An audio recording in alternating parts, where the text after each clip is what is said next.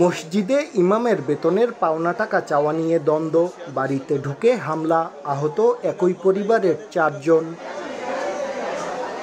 অভিযোগ উঠেছে মেহেন্দিগঞ্জ উপজেলার আন্ধারমানিক এলাকার আলীখার হাট জামে মসজিদে বকেয়া বেতন উঠানোর জন্য গত ২৯শে মার্চ জুম্মার নামাজের পর আলোচনা হয়। এ সময় রাকিব হোসেনকে বেতন উঠানোর দায়িত্ব দেয়া হয়।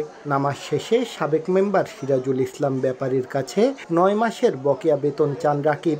এ নিয়ে প্রথমে কথা কাটাকাটি হয়, এক পর্যায়ে হয় হাতাহাতিও। এর জেরেই ওই দিন বিকেলে দেশীয় অস্ত্র নিয়ে ওই যুবকের বাড়িতে হামলা চালানোর অভিযোগ ওঠে সিরাজুলের স্বজনদের বিরুদ্ধে। আমার গেট ভাইঙ্গে ভিতরে ঢুকছে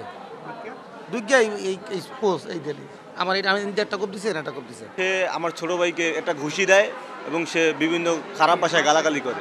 সিরাজুল ইসলাম ব্যাপারী এ অভিযোগ অস্বীকার করে উল্টো রাকিব ও তার লোকজনের বিরুদ্ধে হামলার অভিযোগ করেন সিরাজুলের পরিবার।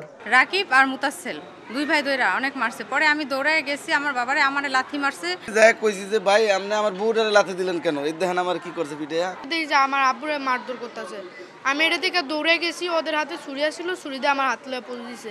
ঘটনা তদন্ত করে ব্যবস্থা নেওয়ার কথা জানিয়েছে পুলিশ। আমি ওসিকে বলেছি এবং সার্কেল এসপি ইনফর্ম, আমরা তদন্ত করে যারা প্রকৃত দোষী তাদের বিরুদ্ধে ব্যবস্থা নেব।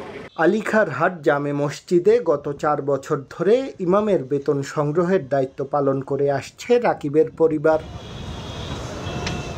শাকিল মাহমুদ, সময় সংবাদ, বরিশাল।